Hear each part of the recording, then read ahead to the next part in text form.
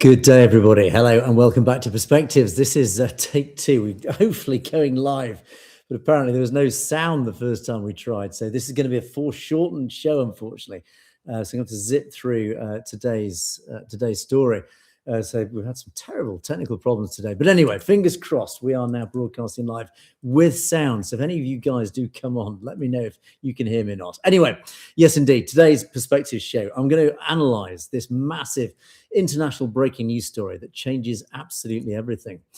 There has been a coordinated multinational sweep codenamed Operation Hardball. This is the US Department of Justice, the FBI, and the RCMP have completely unsealed a massive federal grand jury indictment. Well, yes, indeed. These documents lay bare the inner workings of a lethal, prison-directed transnational crime network stemming from India, of course, operating right across Western soil, and for the first time, explicitly linking them to the high-profile assassination of Hardeep Singh Nijjar, amongst others.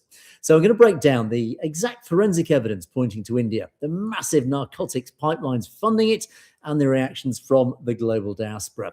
And I'm not going to do any other stories today because, unfortunately, it's going to have to be a foreshortened show today. So fingers crossed we'll get done in time. Anyway, let me start. So, yeah, this is massive news coming out of the United States today, or last night, actually. It is, undeniably, it is the most significant, far-reaching transnational crime development of this year, and arguably probably the last 2 or 3 years. It has been a coordinated multi-continental sweep, codenamed Operation Hardball. This is the United States Department of Justice in tandem, working with the FBI, the RCMP in Canada, and, interestingly, European allies. And they've unsealed 3 major federal grand jury indictments. And the numbers alone are staggering. 37 defendants have been charged. 24 high-level operatives have been arrested in a series of raids right across California, Indiana, Georgia, Canada, north of the border, and over here in Europe, in Spain. So this is not just any old standard anti-gang operation. It's a lot bigger than that. It's a direct, calculated offensive by Western intelligence against Indian-based transnational crime syndicates that have systematically exported terror, extortion, and targeted violence onto foreign soil.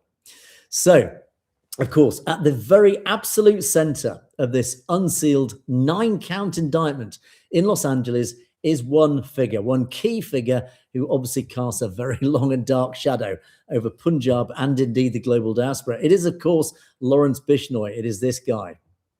Well, he is a 33-year-old gangster, and he's been physically confined, as we know, inside a maximum security cell in India's Ahmedabad jail since 2015. So it's 11 years he's been behind bars. And the forensic evidence compiled by federal prosecutors reveals quite an interesting paradox. Really, he is no isolated figure. He's successfully presided over a sprawling multi-million-dollar criminal empire from just his prison cell over in India. It's incredible. It's an incredible story, really. Using a steady supply of smuggled contraband mobile phones and encrypted voice over IP devices, has been using all sorts of technology. He's personally directed a campaign of political assassinations, kidnappings, cross-border narcotics smuggling, you name it. He's been behind it. And, of course, cold-blooded street executions. And what makes the Bishnoi enterprise so uniquely insidious and, of course, a core focus for these federal investigators is it how it's leveraged the modern digital world. Now, in public, Bishnoi has meticulously curated and, of course, projected this highly specific persona of who he is and what he is across social media channels and indeed across the mainstream media in all sorts of interviews. And he's cast himself not as any sort of mercenary thug or some, run-of-the-mill criminal. He instead portrays himself as a patriot, he's a staunch nationalist, and he says he's deeply pious and deeply religious. But the unsealed documents now showed that this public image was a very deliberate, weaponized marketing campaign. It was all PR. He used this cover of righteousness to basically radicalize and recruit lots and lots of impressionable, vulnerable young men across India, the United States, Canada, even Europe, luring them into a global matrix of organized violence. So before I move on, we've got a few guys watching us. Can you let me know? Can you hear me?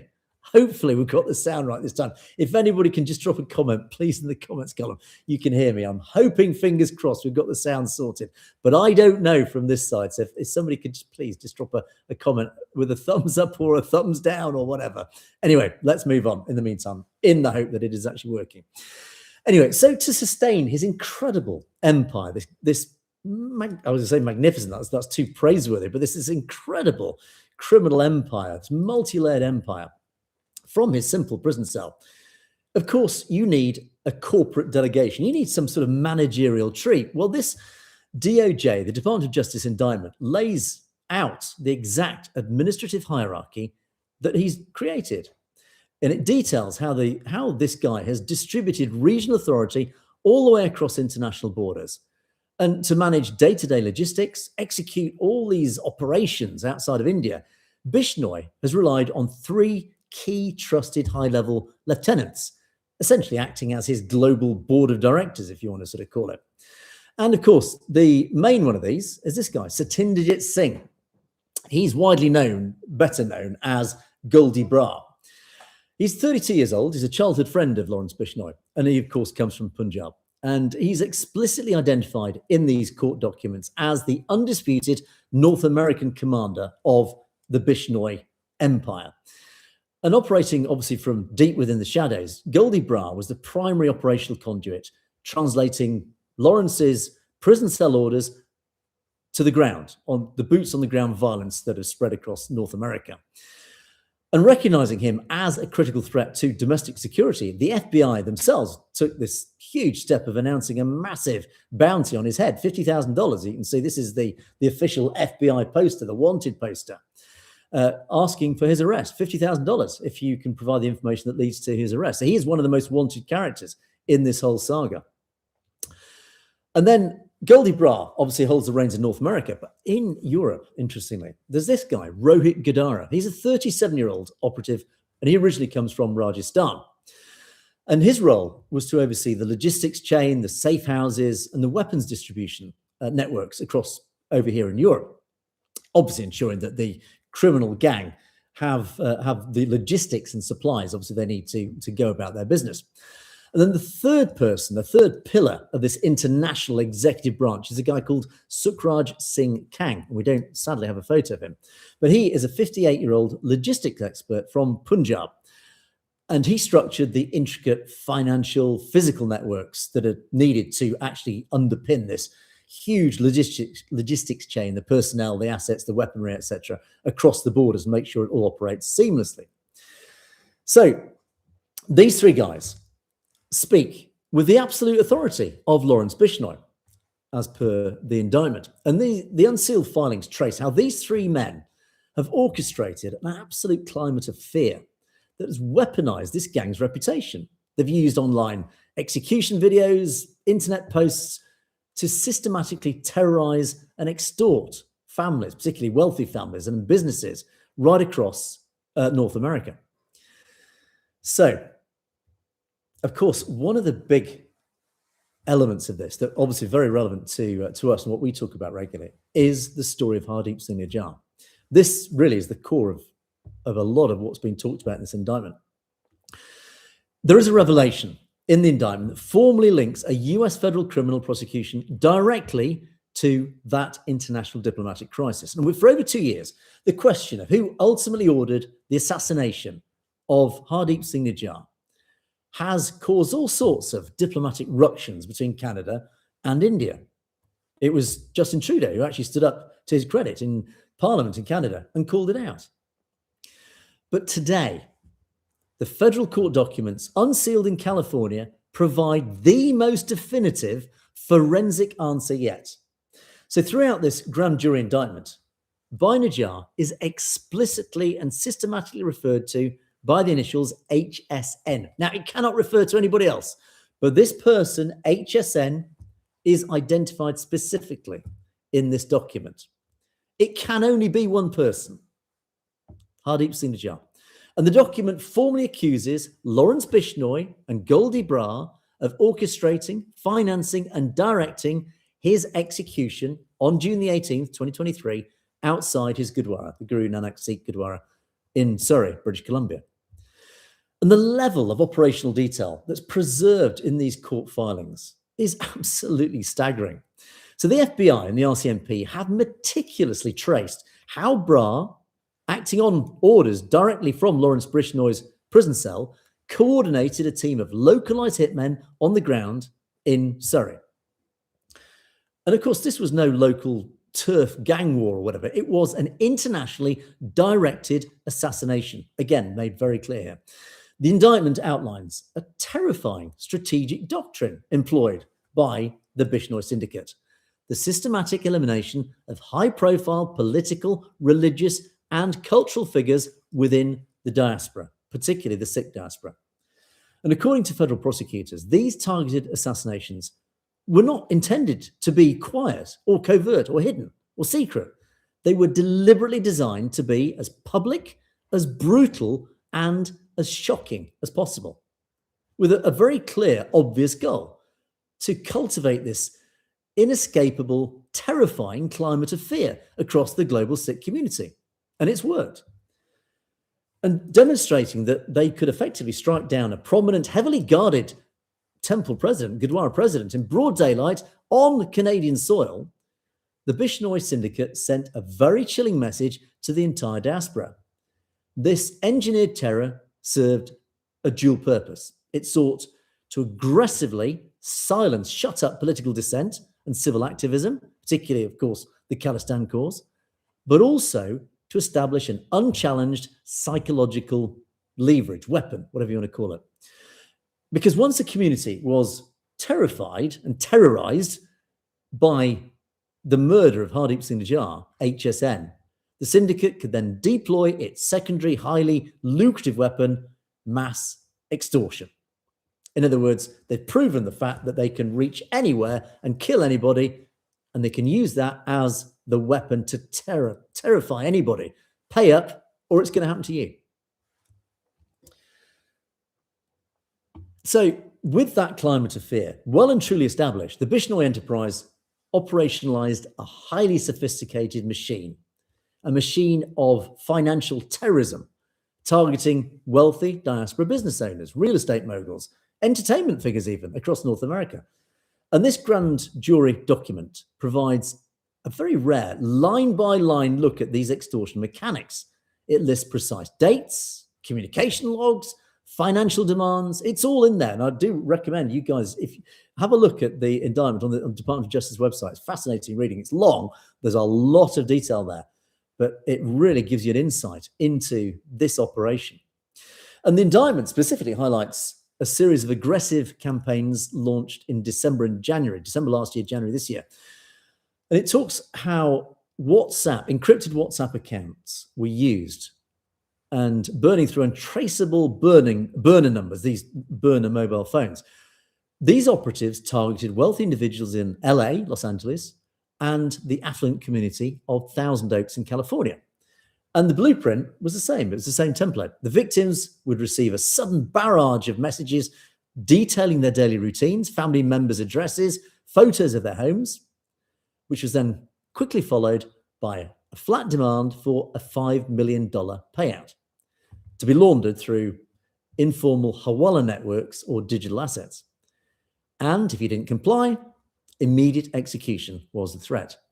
And when victims tried to ignore these threats, the syndicate instantly escalated to physical violence to then prove that they weren't lying. And a prime example detailed in these filings is November 2023, a shooting at the Vancouver home of an Indian actor and singer. And the syndicate didn't just pull the trigger, they weaponized that event globally. They made sure, and I think I even covered it on the show here, they made sure that video was taken of that and then spread across social media. In other words, we don't mess about. And hours after the bullets hit the property, a statement was then uploaded directly to a Bishnoy-controlled Facebook page in Punjabi, taking full responsibility for the shooting, letting it serve as a public warning to the entire entertainment industry. And the message concluded with a line that federal prosecutors have actually said is definitive proof of the gang's uncompromising nature. Quote, "You consider us mere muscle, but your money cannot buy your security. No one can save you from us." So this calculated mix of intimidation, Hollywood adjacent violence, cold economic extortion, these dirty tricks, it's exactly how a prison-bound gangster managed to run a multi-million-dollar empire across the Western Hemisphere. And to really fully understand the terrifying efficiency of the Bishnoi enterprise, you've got to look past all the rhetoric, the political rhetoric, and just look at the basic economics that are funding it. And there's a good lot of information in the indictment, just giving us a clue of how extensive and how economically lucrative this whole thing was.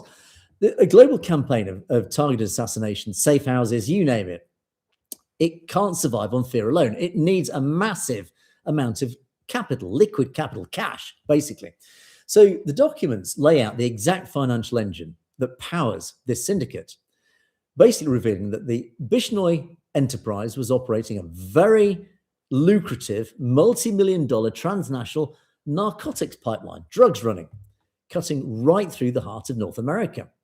And according to the federal grand jury indictments, the primary economic driver for this was the bulk trafficking of high-grade cocaine and methamphetamine.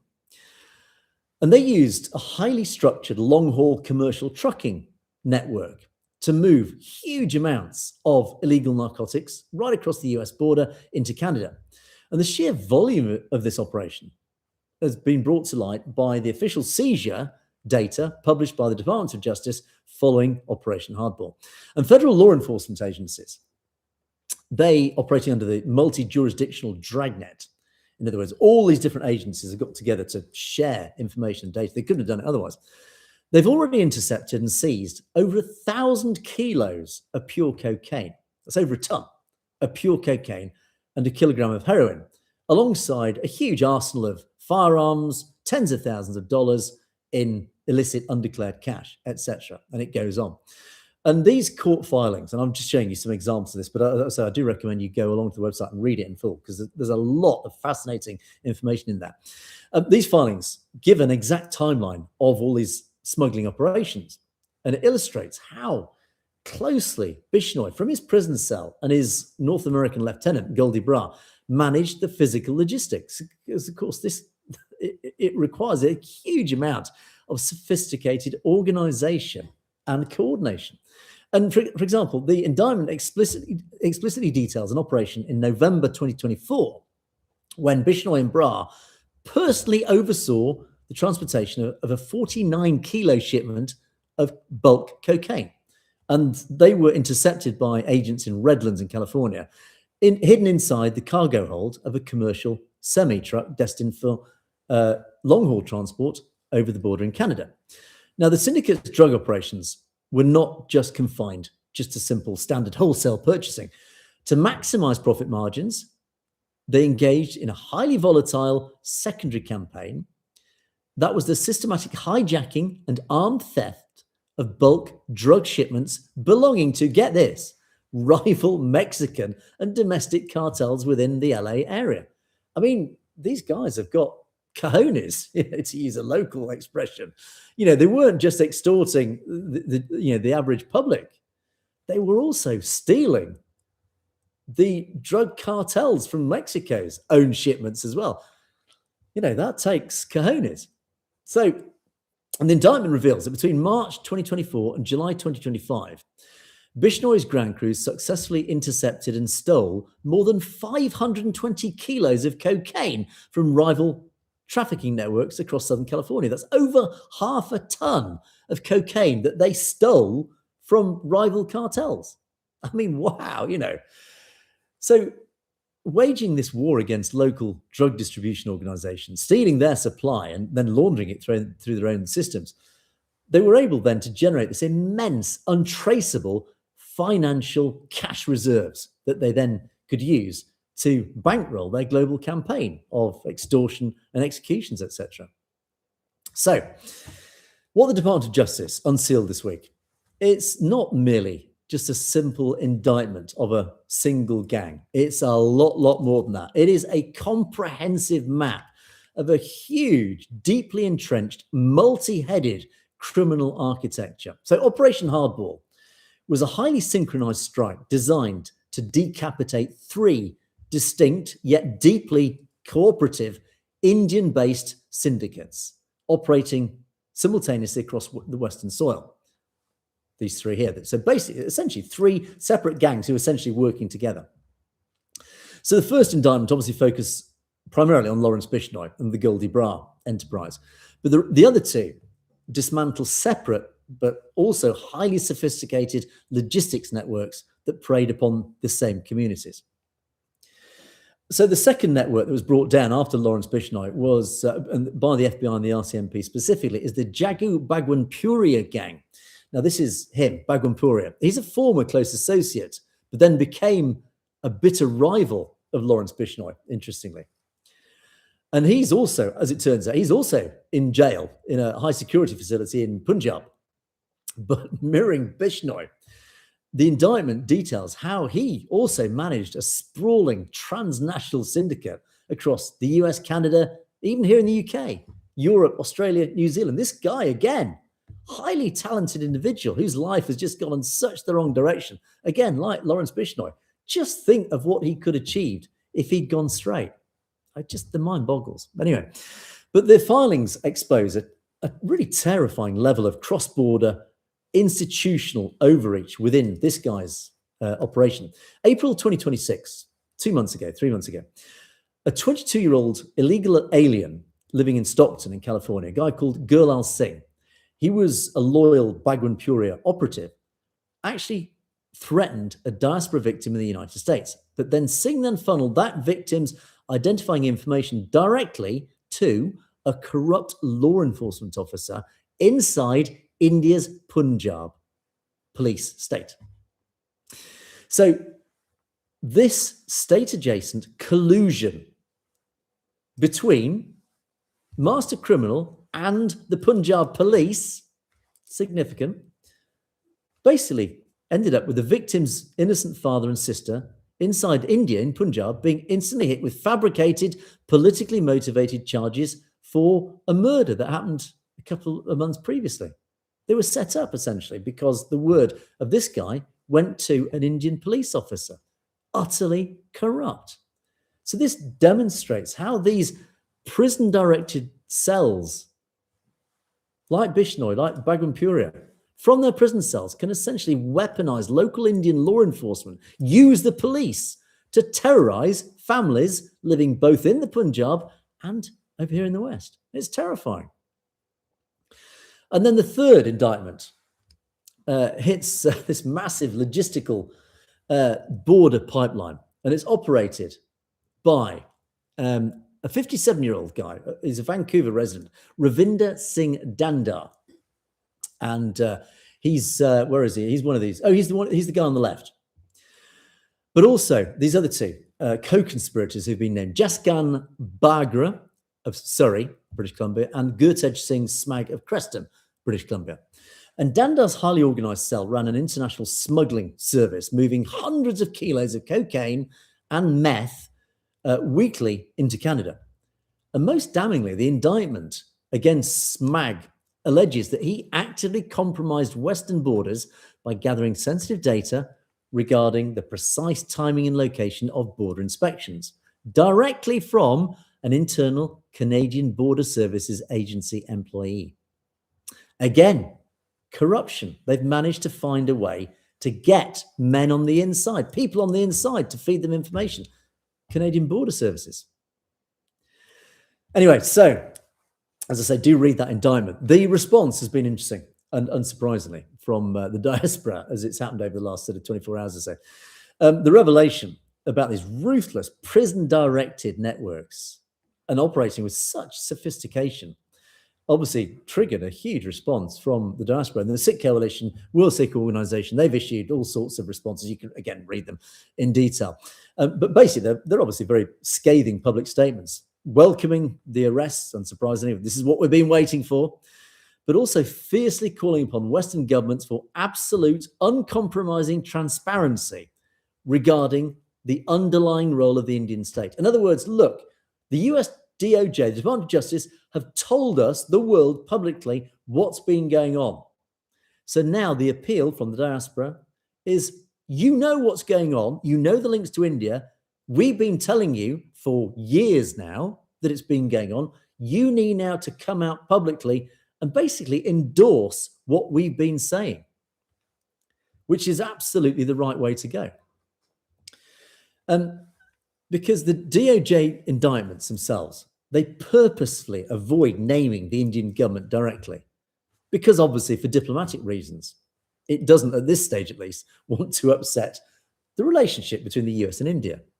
But clearly that evidence that it sets out in black and white, there's no ambiguity there. Bishnoi, Bhagwanpuria, they cannot operate international criminal networks from a cell in India without collusion from the Indian state. It is not possible. And then just to wrap this whole sort of segment up, it has implications right across the diaspora, including here in the UK. Sikh Federation UK, likewise, I've just picked this up in the last 24 hours.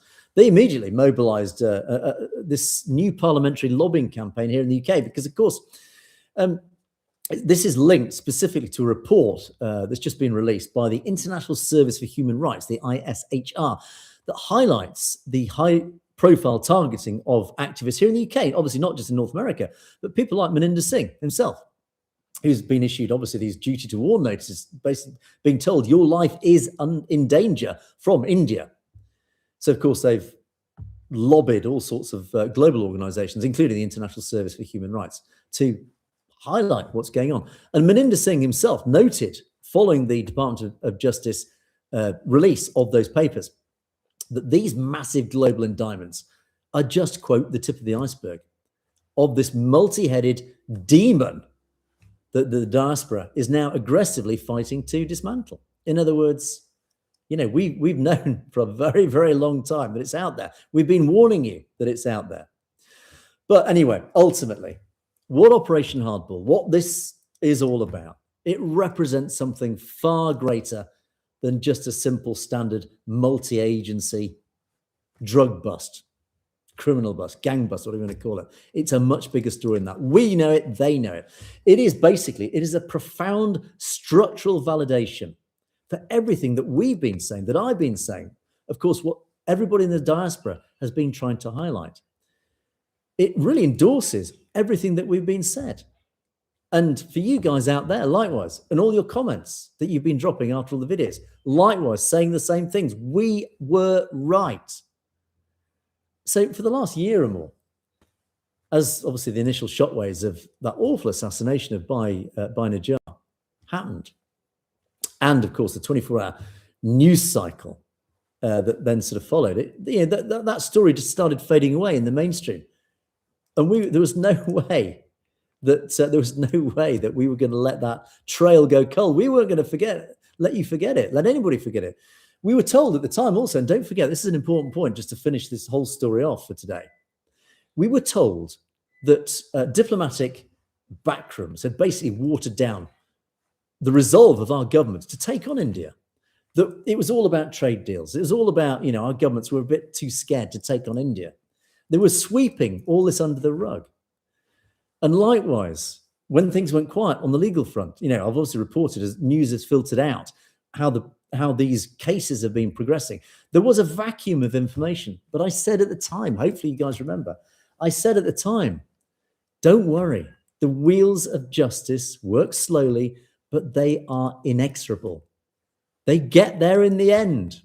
Patience, because when they're working behind the scenes on these sorts of cases, there is a huge amount of work evidenced in that indictment. There is a huge amount of work that needs to be done. Forensic evidence gathering. It's tediously long and boring, but that is the work that they do. Our heroes in our law enforcement agencies. That is what they do day to day. And that is why there was silence for so long. But now that they've got all the evidence that they need, now they have launched the great offensive. Basically, when there was silence, it didn't mean the work had stopped. And we now have our answer, and we're not disappointed. This unsealed 9-count indictment is the definitive "we told you so" moment. we've been vindicated. Behind the scenes, all those forensic accountants were tracking those drug routes, the trucking logs, everything that was cross-referenced, the wiretaps, you name it. Ultimately, that evidence has been meticulously constructed. The West, fortunately, has not backed down. God bless you guys in North America, and particularly the Department of Justice, for what they've done on this and what they've put into this. The system has worked exactly the way it was designed to. The truth has finally broken through that diplomatic fog. So there you go. I'm going to cut today's show short because we had a bit of a false start. As you guys know, we've run out of time. But I'm not going to cover comments. Thank you for all your comments. But I do notice you guys have dropped in. We've got some viewers. Thank you for watching. Mr. 403, it says your message has been retracted. I don't know what it was. Was it a rude one? Maybe you're being rude to me or having a laugh. I don't know. But TC, hi TC. Nice to see you online. One of our regulars. Finally got on the live show. The truth shall prevail. Absolutely right. Well done, law enforcement. Well done, USA. Indeed. Well done, you guys, for sticking the course. We got there. It's still a very long journey ahead. This long journey of justice has got a long, long way to go. There's all the court cases now to come up. And of course, we will be covering those in great detail as they happen. But as I said, patience has rewarded us. We've got there in the end. The truth is very slowly, but very surely coming out. So keep the faith, as I often say. And very quickly to wrap up, I wonder if I can just very quickly, before we finish the show, let me find some comments. So I've got so many windows open because of our technical issues. It's been an absolute nightmare. Here we are. I'm just going to zip through to the end because I say we've got to wrap the show up. But you guys, thank you. Jaskarat Singh, Vagaraji, Chadi Kala, Khalistan Zindabad, and TC. There you go, TC. You're watching live, hopefully now, and I'm going to recognise your comment as well. Good evening, James. This made me laugh because, of course, you must have had a late night. Maybe you were up late watching the football the other night or something. I don't know, but anyway, yes. Good evening, James. And you got corrected by Aptar, of course. Thank you. It's all a lot of fun. Much appreciated. The fact that you even watch it in the first place is sufficient reward for me. So thank you for that. And, absolutely, TC. Lots of smiley faces. A big holding up the cup. Maybe that's going to be the World Cup that England are going to be holding high. Sorry, you guys in the US. You got kicked out of the football. I think, was it yesterday or 2 days ago? Very sorry to hear that. But don't worry. We're all still in Chardy colour. Anyway, that is it for today. I think it has been, touch wood, a success. A successful live broadcast. We had, as I say, a few hiccups. We had no sound. Apologies for that. But hopefully now we've got there in the end. And I hope you appreciated the show. Do let me know your thoughts. Do keep your comments coming in. And those of you who haven't watched live and now watching this in post, whatever you want to call it, yeah, let me know your thoughts. And I can even flash up. Here we go. All the buttons still working. This is amazing. It's a technological marvel to finish today's show off. Thank you guys for all your loyalty. Thanks for watching. Do keep your comments coming in. Message me directly. Message at sutledgetv.com if you've got any thoughts, comments, whatever that you want me to know about. But that is it for another day. Do watch out. What day is today? Wednesday. I've got tomorrow's show, which is pre-recorded. I am not live tomorrow, just to warn you. Sorry about that, a few technical issues. But anyway, there is a show that will be uploaded tomorrow morning. We've got the podcast on Friday, but we will be back live on Monday morning next week. Monday afternoon, 5 p.m. UK time. God willing, we'll be there. So do be there. It'd be great to have you guys online at the time. And have a great weekend in the meantime. Have a great rest of the week. Thank you for your support. That is it for another day. I'll see you guys in the next show. I've now got to work out how to stop streaming. So if I sit here for the next 5 minutes using some bad language, my apologies. I've just got to find the right button to press. We'll get there in the end. We oldies. It's just this modern technical world. Where are we? Stop streaming. Here we go. That's it. See you guys next show.